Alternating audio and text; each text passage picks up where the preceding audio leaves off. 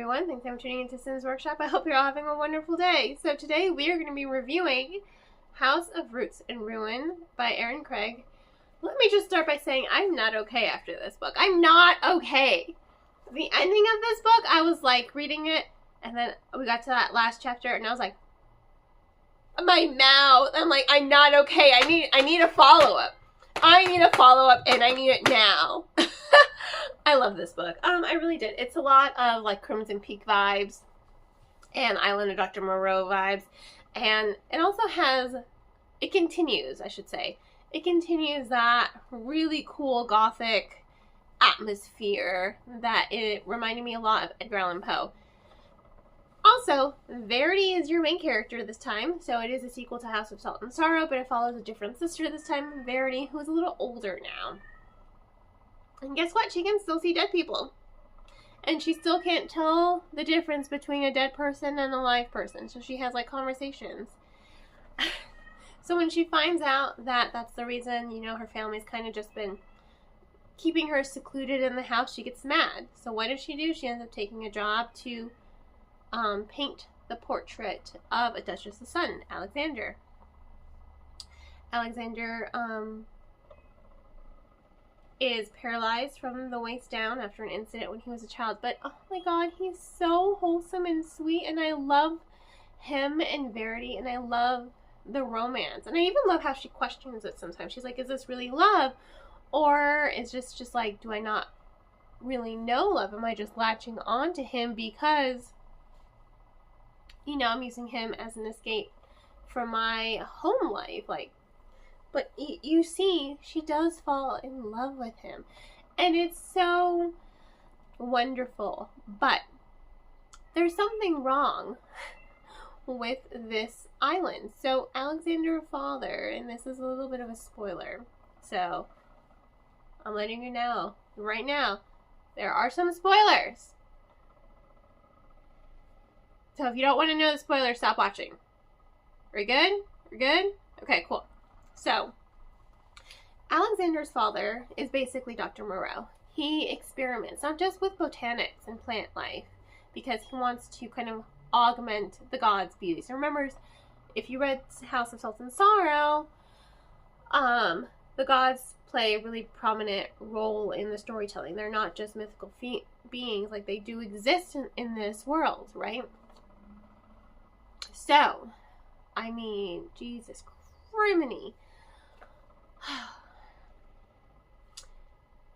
He experiments not just with plants, but also with living creatures. And his goal is to make an immortal human to rival the gods. He succeeded. But while he succeeded, he also kind of created a few other sociopaths, I should say. And whoa, just the whoa is in it. It's just like, it's so good. It's so, it's good. I love the feel of the novel. I love that tension. I love the pacing of it. I love how it kept me at the edge of my seat. I didn't know what was going to happen next. I didn't see some of those. I didn't see any of the plot twists coming. It completely caught me off guard. And I love it when a book catches me off guard. Honestly, it's the best feeling in the world when you can't see something coming. I was just blown away. It's haunting. It's chilling. It's romantic. I mean, whoo! For me, it ticked all the right boxes. Every single one. And I like how it's kind of continuing the same story as House of Salt and Sorrow, but it follows a different series. It follows a different sister. I like when there are series like that where it's like, yeah, it's the same, but it follows a completely different character. I really do like when a book series and an author decides to do that when it comes to their storytelling.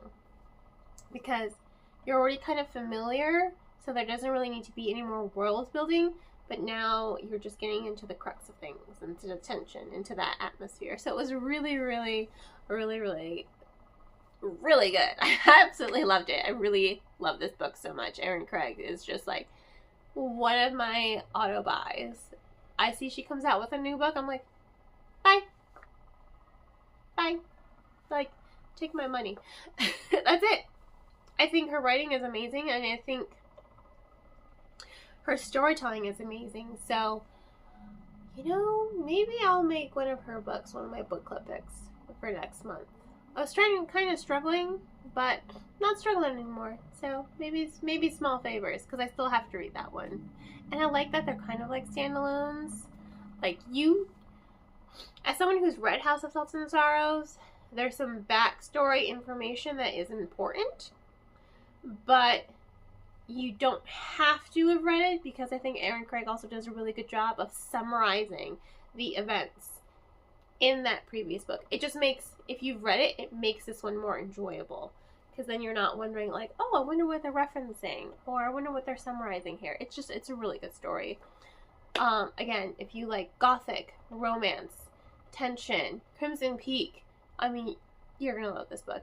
It was excellent and so well done. So, yeah.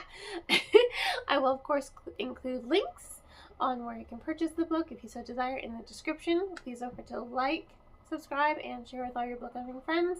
I hope you all have a wonderful rest of your day, and as always, happy reading.